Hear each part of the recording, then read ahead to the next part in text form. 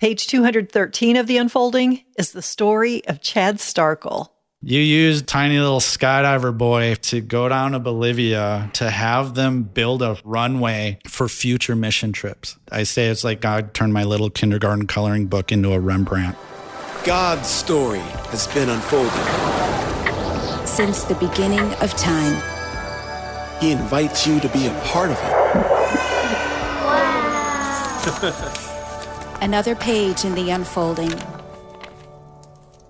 Hi, this is Meredith Foster. Rebellious, wild, and crazy. That's how Chad Staerkel describes his personality when he was young. So he was the kid who was jumping off the garage, riding fast motorcycles, dreaming about flying F-16s. It seems like he was always wired to look toward the skies, and he wasn't afraid. When Chad's spirit of adventure was combined with a spirit of complete trust in God, he realized the sky's the limit. As a professional skydiver, Chad has jumped out of an airplane more than 11,000 times. And as you're going to hear, he loves it. But far beyond skydiving, Chad has been willing to take risks to follow God wherever he leads. And what he's witnessed has only made him more confident in Jesus. Does fear keep you from following God? Chad's story just might inspire you to take the leap of faith, no matter where God calls you. I'd love to hear what kind of a kid you were. Rebellious, wild, crazy, but at the same time shy. Through high school, I was super shy. I would constantly get in trouble and for what kinds of things? Lying, stealing. But yeah, adventurous, like jumping off the garage, climbing the trees, jumping off of those. We had a huge oak tree in the front yard, which in the fall produced a ton of leaves. So we'd make a huge pile of leaves, and then I'd jump out of the tree into the leaves. Oh, my goodness. Did you make your parents nervous? Oh, yeah, I'm sure. Yeah. Both my mom and my dad have many gray hairs because of me. When did faith become something that you were aware of? By the grace of God, I grew up in a Lutheran home. All my family are believers. And I mean, as far back as I can remember, I was. Wow. I've always known who Jesus is. I never had a huge epiphany moment or, coming to Jesus kind of thing. Mm-hmm. Like I just always knew him. Went to Lutheran schools up through high school. So always studied and heard about him and learned about him and praying in school, which was definitely a blessing. I went to a state college, and in college, I didn't walk away, but I wanted to make sure what I believed was true. I looked at a few other things and just kind of opened the possibilities. And all it did was just verify, like, okay, this is truth. Jesus is the truth, capital T. And I am in the right direction. Sometimes people use the phrase like your faith has to become your own. Was that college for you, or were there earlier times when you had a moment? I would probably end up saying the college search or whatever you want to call it. When I did realize, like, okay, this is it. I am in the right direction. I may not know everything. I may not do everything right, but Jesus is the one, and I'm going to keep learning more about him and following him. Did you have any sense in college or whatever, like what you thought you wanted to do with your life? I think as early as probably 5th or 6th grade, I saw Top Gun. My first career desire was to be a fighter pilot. I wanted to fly the F-16 specifically. I wanted to go Air Force, fly the F-16, and then retire from the Air Force and become an astronaut. Oh my God. Yeah, I've always searched for the sky. You really have. Yeah, God made me with that desire. Even my freshman year in high school, I started doing like all the military entrance stuff that most people do their senior year. Wow. And so, I mean, I was a little ahead of the game, but then when it actually came time to enlist, they ended up looking at all my medical history. When I was 10 years old, I was prescribed an inhaler that's commonly used for asthma. And they saw that and just instant red flag, like, we don't want anything to do with you. I went to a hospital near where the enlistment center was, took a pulmonary functions test, and everything came back completely solid. I've been in sports all my life. I don't have a breathing problem, certainly not asthma. But They didn't even consider it. I scored a 97 on my ASVAB entrance test. At the time, I had perfect vision, which they look at for fighter pilots. I was PO'd, like furious. Did you think about God in relation to that? I don't remember blaming him or asking why or, what do you want me to do now or anything like that. I don't think I was that far along in my faith yet. I had been talking to my recruiter ever since freshman year. So like we were already kind of like good friends by now. And, I asked him what to do and he's like, who do you vote for? I'm like, the president. And he's like, who else? Senators and congressmen. And he's like, yep, write letters. So I wrote letters to everyone, the vice president, the secretary of defense, every congressman, senator, House representative, and never heard back from any of them. How did you process that anger? I had a crotch rocket at the time and would just would like go in out Top on Gun, that. right? Yeah, exactly. Cruise the highways at 100, 150 miles an hour. Goodness. Probably just let off steam. I mean, ever since 5th or 6th grade, like that's all I put my focus into. So I was lost. I didn't know what to do. So I ended up taking a couple years off before going to college. And then I more or less just went to college to try to play football. That didn't work so well either. So after 3 years of college, I just started working. And then my next career goal was to be a rock star. I started playing guitar and writing my own music and formed a couple bands, played a bit, recorded a couple CDs. You definitely seem like a person who, when you do it, you are all in. Yeah, if it's something I'm passionate about, for sure, yeah. I mean, we were, a secular band, like the new heavy metal kind of thing. It wasn't like Christian music, Yeah. I mean, I was still definitely Christian, but most of my band members weren't. I know now that that's not where God wanted me. When the band stuff starts to fizzle, you're in your 20s somewhere? Yeah, mid-20s, I think. The last band that I was in, we were actually starting to kind of make progress. We were scheduled to do like a radio interview with the band and everything. And then two of the members just decided I don't want to do this anymore and just left. And one of them was a singer. And so the whole thing just kind of fell apart. And at that exact same time is when I got offered the job at Skydive Chicago. You got offered a job at Skydive Chicago. When did you first start skydiving? That was mid-20s. I was working up in Green Bay at a restaurant. I had always wanted to skydive. I was Sounds like right up your alley. yeah, right. And I was probably 5 or 6 years old and I knew eventually I want to skydive. My grandma used to get National Geographic's magazine. I saw a picture of Angel Falls, the tallest waterfall in the world, and I wanted to jump off it. And so, it just kind of led to the idea of skydiving and eventually base jumping and everything. So, ever since I was 5 or 6, I knew I wanted to skydive. When I lived in Oshkosh during school and college and all that, my parents lived within a few miles of a drop zone. I tried to go a couple times, but either I was flat broke or I'd schedule with some friends and they'd all bail. Fast forward to when I'm up in Green Bay, I was working at a restaurant and I heard somebody in the kitchen organizing a group. I screamed across the kitchen. I'm in. I'm in. And I was brand new at the restaurant. He didn't even know who I was. I'm like, just put me on the list. I'm in. I'm going. I did 4 jumps my first weekend. Let me ask you about your very first. This is common with most people. Your first time, you don't remember much. It's total sensory overload. It seems like it's over in the blink of an eye because your brain has nothing to compare it to. I do know that, obviously I instantly fell in love with it and went again 3 more times that first weekend, but it was awesome.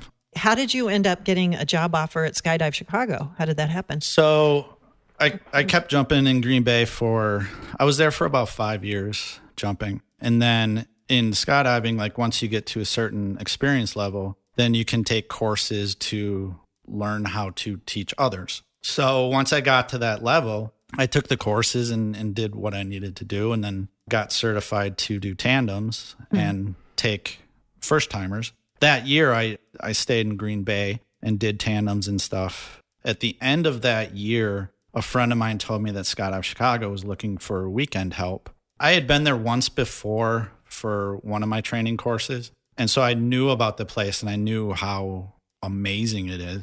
Like, it is the best drop zone in the world in little Ottawa, Illinois. What makes something a great drop zone? The reason I say that is because there is a worldwide skydiving publication that I don't know if they do it anymore, but for like 10 or more years, they did like a reader's poll of best overall drop zone. Every single year they did this poll, Skydive Chicago won for best overall drop zone. They needed weekend help. That's initially how you found out about it. Yeah, that was 2007. I did a couple weekends at the end of the year. I said, like, hey, if you got any openings for next year, like, I'll move down here and go full time.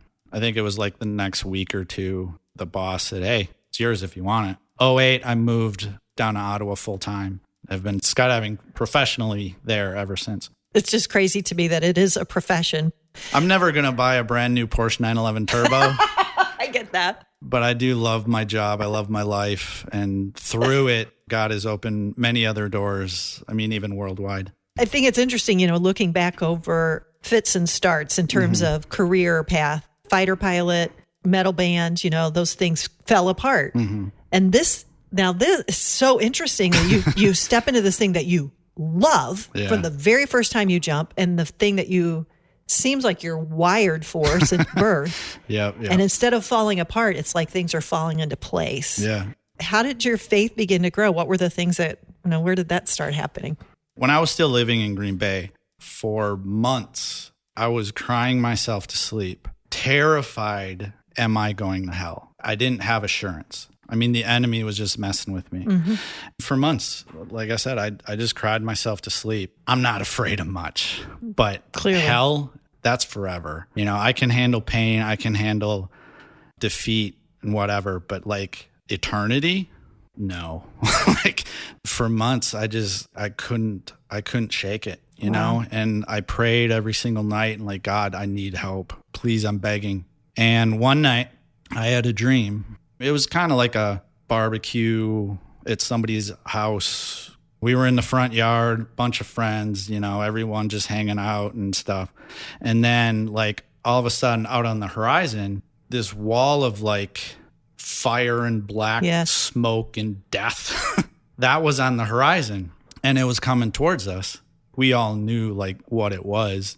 And I looked up into the tree next to me, and there was this little ball of light. So I reached up into the tree and grabbed it, and I can still feel what that ball of light felt like. I grabbed the ball of light and just instantly knew like, I'm good, no worries. And I remember seeing a couple other my friends grab other balls of light too. What I think made it even more impactful to me, I woke up and didn't remember it. I didn't think about it. It was just gone. Several weeks later, I realized like for months, I was crying myself to sleep, absolutely horrified that I was going to end up in hell, and that just stopped. Why? And that's when God made me remember the dream. I just felt him say like, dude, I've got you. You don't need to worry. You're mine. That was one of the biggest moments in my growth. Understanding that you are his, you don't have to worry about things. Did that translate into your life and career and choices? I think deep down it probably did. I stopped worrying about hell. Like, it was relieving. I'll bet. You decide to make the move to Chicago, and they have an opportunity for you to do it full time now. So this is the first time you're full-time skydiving. And that was how many years ago? 16 plus years ago. Tell me about how the progression of now you skydive for a living. Praise God. I am blessed.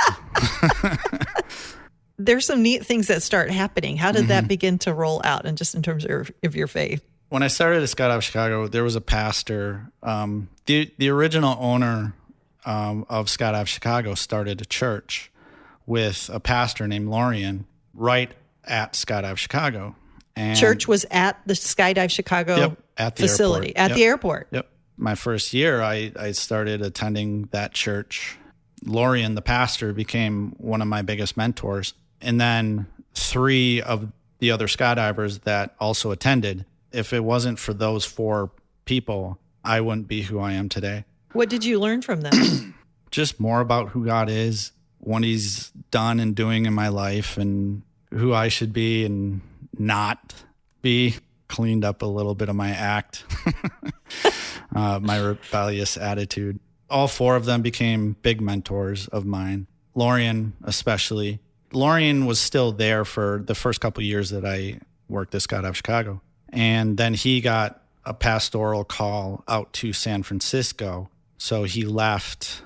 I think it was like a year or two. We didn't have church there anymore. So I started going to a local church in town, Crossbridge.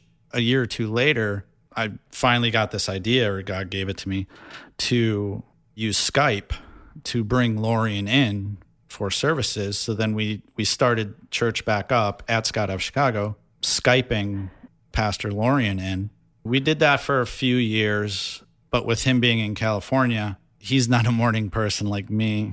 I'm not either, but neither of us are, is what I'm trying to say. With us having church at 8, that's church 6 o'clock in in the morning. California is 6 in the morning, and he Mm-hmm. kind of got a little sick of that. So he kind of started like conditioning me to start doing the sermons. Me and a friend, we started actually doing the sermons and doing the preaching and stuff. And we did that for a couple years. So like during the summer, I'm crazy busy with skydiving.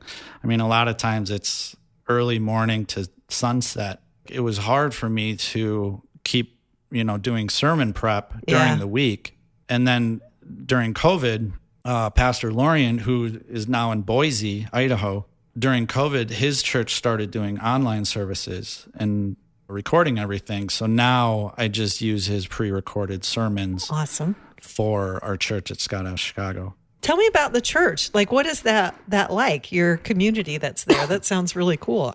I mean, it's kind of small, but Jesus left the 99 for one. We got a couple regulars, and then with the skydiving community, like some people come every once a month, or when they're there and show up and come. Sometimes it's 3 of us. Sometimes there's been upwards of like 10. But yeah, it's cool. That sounds very cool. I just think it's really neat how you followed your passion, and that God has just put people, like there's 4 mentors there to help you grow, and he's stretching you, and you're preaching some and developing sermons and that kind of stuff. I mean, would you ever have imagined that? No, talking in front of people wasn't my... Not a thing? No. My mom used to say she thought I was going to become a pastor. Really? Yeah. Yeah. Ended up happening. God was stretching Chad, nudging him to do things he had never thought possible. In fact, God was preparing Chad for experiences where adventure and faith would come together in ways he had never imagined. So the church thing, that's been really cool, but God started nudging you to do some other things. How did that come about? Yeah. When I first moved to Ottawa and started attending the church there at Skydive Chicago, a couple of the weeks, like if Lorian couldn't make it, he would have Dan Hennepin come in and preach for him. I got to know Dan pretty well. During the winters, Skydive Chicago shuts down, and most of us just kind of scatter and go work somewhere else during the winter and then come back in the spring. But I started to travel. I did my first overseas trip to Dubai. I came back from that. I'm like, I love traveling. Like, I love seeing other parts of the world. Like, I mean, I had traveled a bunch in the States. My parents took me and my sister on a trip during the summer, but like flying over an ocean and like seeing other parts of the world, I'm like, I love this. Like, I want to do more of this. And then it's like, well, I love talking about God too. Like, why don't I put those 2 things together? Knowing Dan and knowing what he did, he was the executive director of Cup Cold Water Ministries, who send missionaries all over the world. I ran into him. I'm like, dude, send me somewhere. Like, I don't care where. He's like, I got the perfect trip for you. It ended up being a 2-week trip to Bolivia. It was basically like an episode of The Amazing Race. Really? Yeah. We were never in one place for more than a night or two. We spent like the good portion of a day cruising up a pretty rapidsy river, and then going to church and evangelizing and preaching and doing some medical stuff too. And then we hiked for 31 miles through the Andes Mountains Oh, my goodness. to a tiny little village of like 40 people just buried in the middle of the Andes Mountains. Like, it was so beautiful. That first trip was just epic. I was like, I need to do more of this. Kind of like skydiving. You fell in love right away. Instant. So the first couple days of that trip, there's an orphanage that Cup of Cold Water is close to. And so the first couple days, we took all the orphans from that orphanage to this private little airstrip and just camped with them for 2 or 3 days, played out Bible stories and like did crafts and singing and games and all that kind of stuff. Did you love that? Yeah, it was super cool. The kids were amazing. At the time, I couldn't speak very good Spanish, so like the language barrier was a little thing, but I found that cool. While we were there at an airstrip, me and Dan were just like walking up and down the runway. I was looking around at the mountains that were circling us, and I'm like, dude, I want to see this thing from the air. We need to do this again, but next time, like, I wanted to like somehow organize it that I can jump into here. Oh my God. And like see this from the air. The kids would love it. Dan said something that just kind of triggered in my head, like, wait a minute, there's no rules here. You know, in the States, you have to be 18, but here in Bolivia, No regulation. no. Huh? So as long as they safely fit in a harness, I could take these kids. And Dan's like, really? I'm like, yeah. So he's like, that'd be awesome. So then we went and talked to Phil Kittleson, the Bolivian director of Cup of Cold Water. We ran it past him and he's like, I love it. I mean, this is all within like 5 minutes.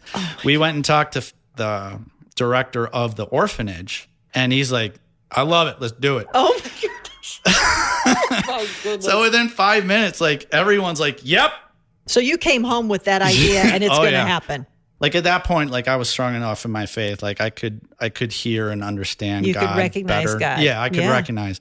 And so I came back to the States and, started trying to organize things. And within a week, I had all the physical things that I needed. The plane, the pilot, the gear, the gasoline, Really? the airstrip, everything. I was working on everything back here.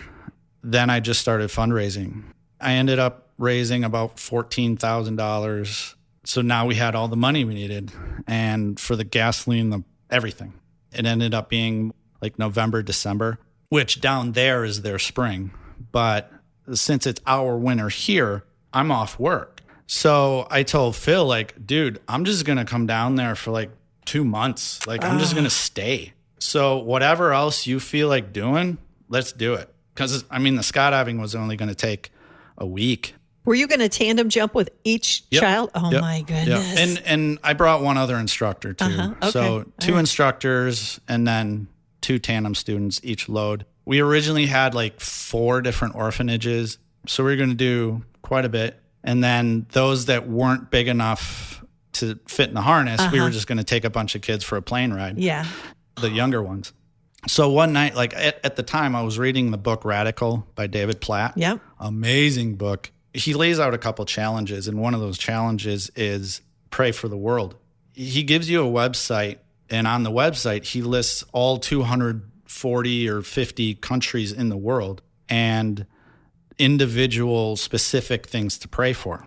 So I started doing that, and this one night, I was on Brazil. They were mentioning how most of the population of Brazil is buried in the rainforest, untouched, never heard the name of Jesus, only accessible by boat. Of course, me being me, I was like, that sounds sick. That sounds awesome. Just buried in the middle of nowhere, teaching people about Jesus. The very next day, Phil calls me up. He's like, I'm feeling led to go into the Amazon on tiny little boats to villages only accessible by a river. I was like, I'm in. ready. Yes. So yeah, we spent about 2 weeks out of the 2 months in the Amazon. I told Phil, like, get boxes of Bibles because I want everyone to have one. So yeah, we spent 2 weeks doing that. What was that like? Amazing. It was surreal. Like, I couldn't even believe it was happening. A lot of them have never heard about Jesus. So, I mean, that was super cool to be like the first time somebody ever even heard his name. Many times, like, these people would break down in tears. We literally, I mean, it's kind of like Peter and Paul in Acts. Like, we literally just saw them meet the Holy Spirit. You were seeing God show up.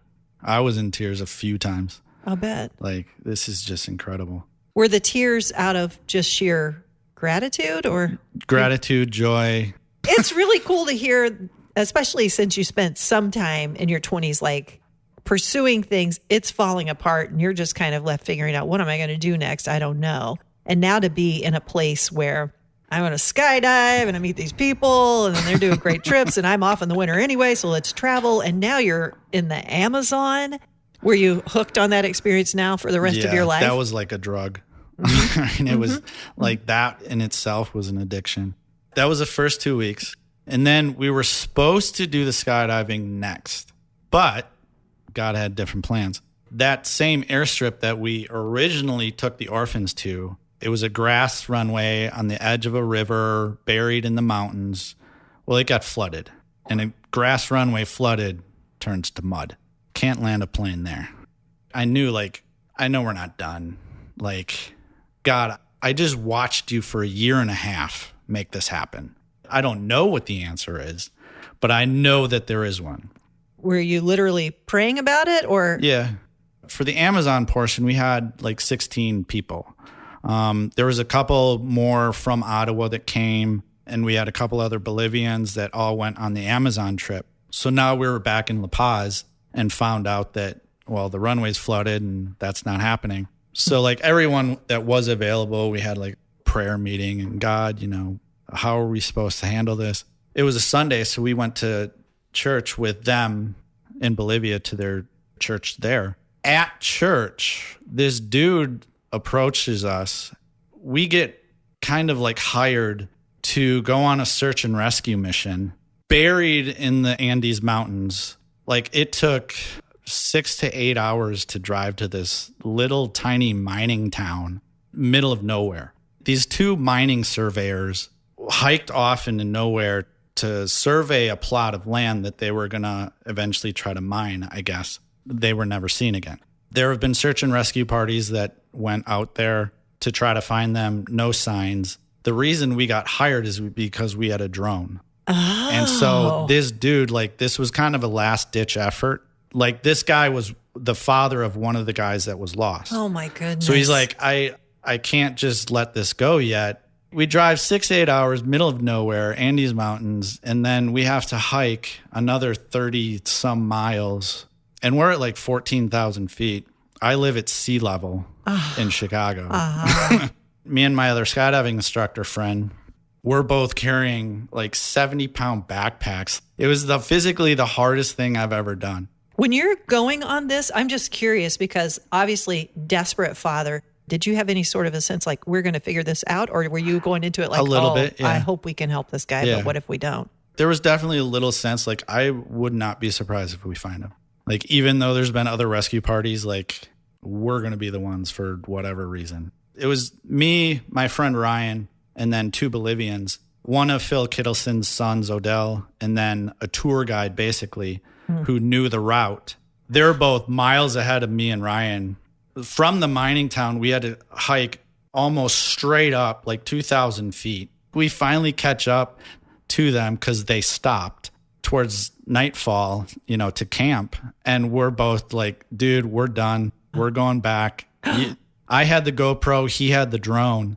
So I was like, take the GoPro. You guys carry on tomorrow. Me and Ryan are going back. I've done one marathon. That was a walk in the park compared to this. So me and Ryan start heading back the next day. We finally get back to near the mining town in the middle of the night, pitch black. I start to realize the road we're on isn't leading to the town. Like, how do we get there? I'm almost basically dragging Ryan through the streets. I'm only carrying on because of God. Were you starting to get worried? I've never been a huge worrier. I was just kind of like, I know that the road I'm on is not the one we took. A truck came by and I tried to talk to him. My Spanish back then wasn't as good, so I was broken Spanish, broken English. I think this road will eventually make a turn and go back to the town. Like, we're past it. We turn this one corner. at least I know like I'm in the right direction now. And we're going up, so I think this leads there. And then I see a couple silhouettes of people leaning up against a telephone pole up ahead. We start getting closer. I start calling out to them in my broken Spanish. Amigo, can you help? And all I hear is, Chad! And I'm delirious at this point. I am exhausted. And I just heard my name in English. And we get up there, and it's Odell. What? And Luis. I'm like, how are you here? Long story short, they started all the way back at the mining survey, beat us, somehow passed us on a different path, and got in front of us 15 minutes before we walked up to that light pole. Had they abandoned the mission? They accomplished everything. Really? And didn't find anything, but accomplished the goal and then came back and beat us. Oh, my goodness. Once we got into like a reception area, Odell called his dad. His dad says, so this tiny little Amazonian river town called Teaponte is building us a runway. We get back to La Paz and then drive to Teaponte, which is hours, probably 6 to 8 hours away.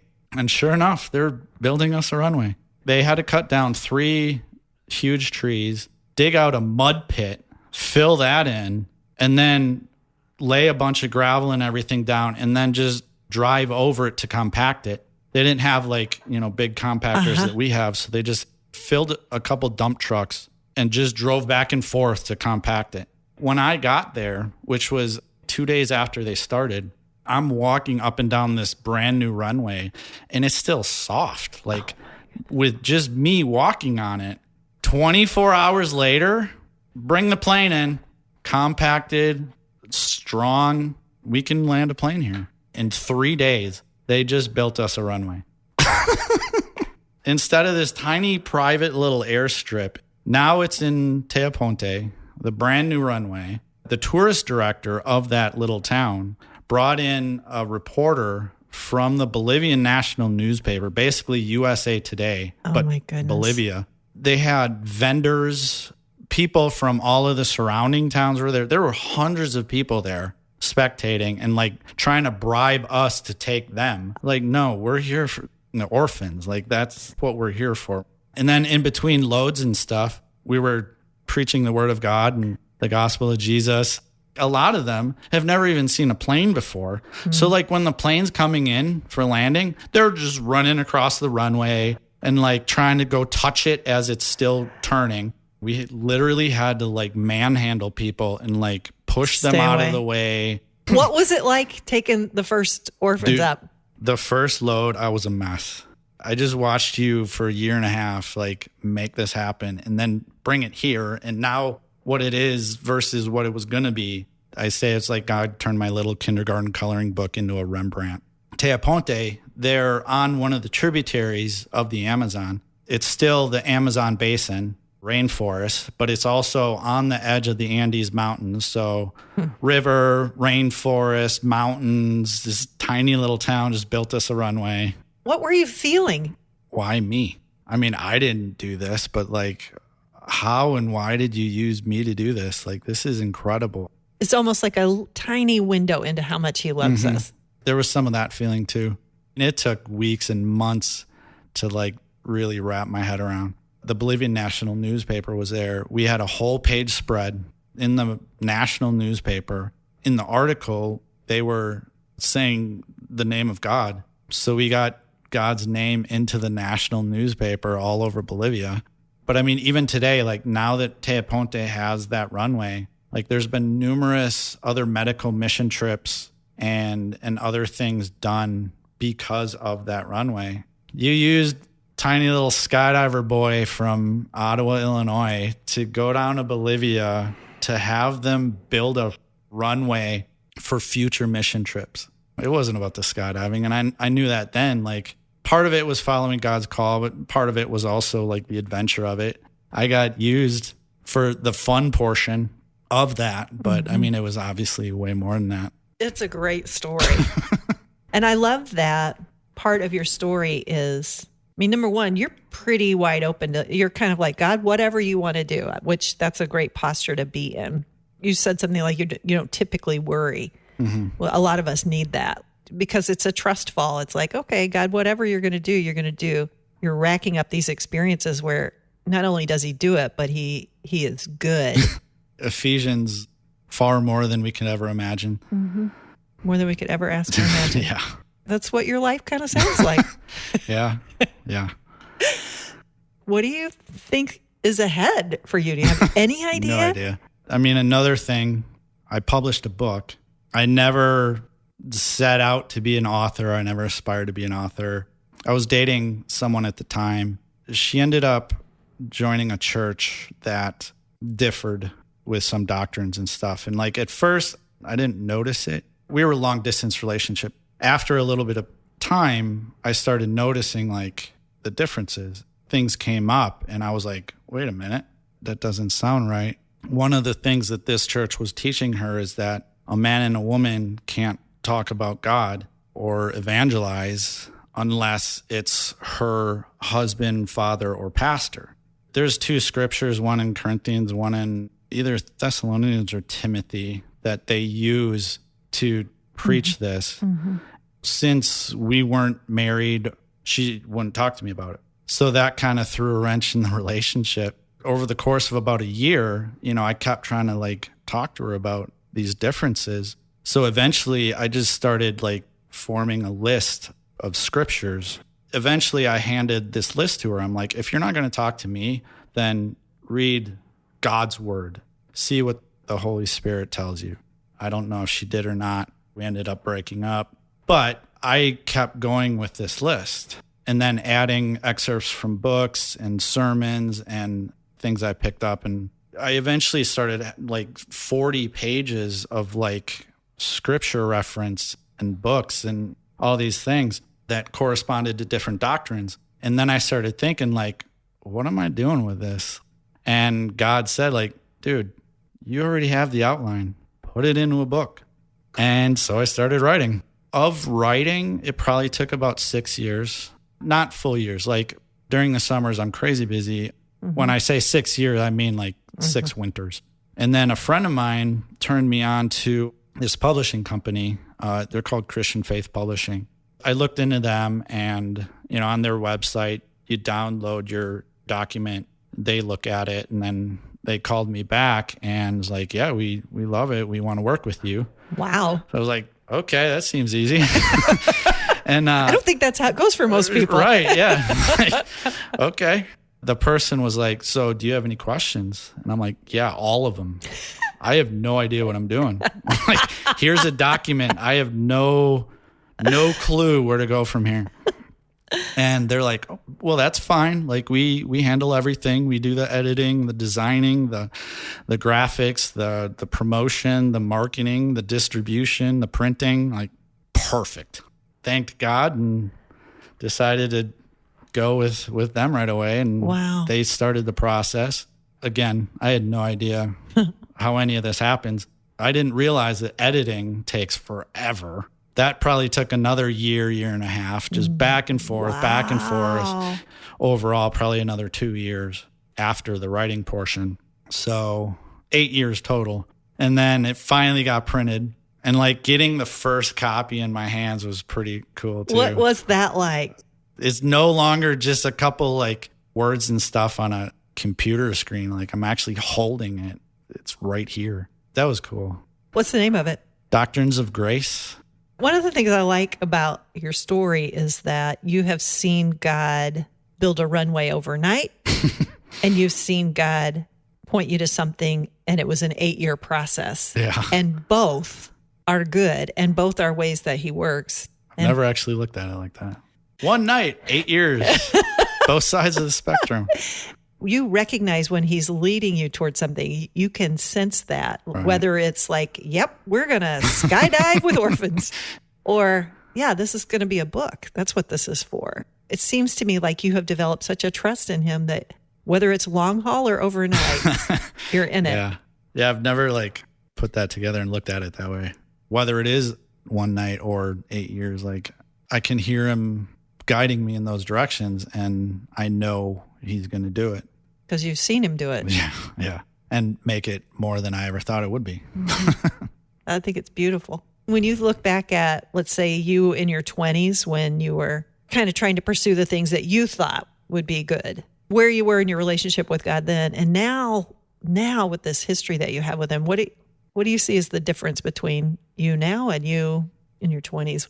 I mean, seeing him work, obviously, seeing it happen for us fallen humans, like, helps to like visually see it happen, to feel him and to know he's there and to trust him, even when it looks like everything's just falling apart and like all my plans just went to crap, but then to see his plans, okay, I'm just going to shut up and let you do this. I'm going to stop trying to make it my way because your way is way better. I think that's one of the things I admire about you is that you haven't allowed fear to keep you from following God. Seeing him work through all that stuff and like seeing what he does on the other side of it, it's just like, what do I need to fear? What is there to fear? Nothing. Like, he's in control, even if it means death. Like, whether I'm on a street corner somewhere or in the middle of the Amazon rainforest, like, to live is Christ, to die is gain. Like, why would I not want to go to perfect? Why fear? Maybe this metaphor is too easy or obvious, but I can't resist it. Doesn't Chad's story make you want to live a life that is one trust fall with God after another? What if we lived that way? Chad reminds us we can trust God. That is the adventure God is calling us to. What do we miss out on by allowing fear to hold us back? And what might we see God do if we were willing to take the leap and follow God anywhere? Out of an airplane, up the Amazon River, writing a book, living a good God story. Chad's book is called Doctrines of Grace. You can find it on Amazon, at Barnes & Noble, or if you look for Chad on Facebook, you can order a signed copy there. And if you're ready to face your fears and jump out of an airplane, you can learn more at skydivechicago.com. The website Chad mentioned, the one that helps you pray for countries around the world, I thought that sounded so interesting. I looked it up. It is operationworld.org. You can sign up for a daily email that will send you specific prayer points for every country on the planet. Huge thanks to Chad for sharing his story with us. Hey, if you like podcasts that encourage you to trust God, check out this week's episode of I Love That Song, hosted by Keith Stevens. He's talking with singer-songwriter Terrian about anxiety and circumstances beyond our control and how she learned to trust God and find peace. You can find I Love That Song on your favorite podcast app or at wowgod.com. Thanks to the folks who make each episode of The Unfolding possible. Michael Shermack, Lindsay Caproon, and our producer and network director, Jason Rackow. The Unfolding is a Wow God production. Discover more at wowgod.com. We'll be back next week with another page of The Unfolding.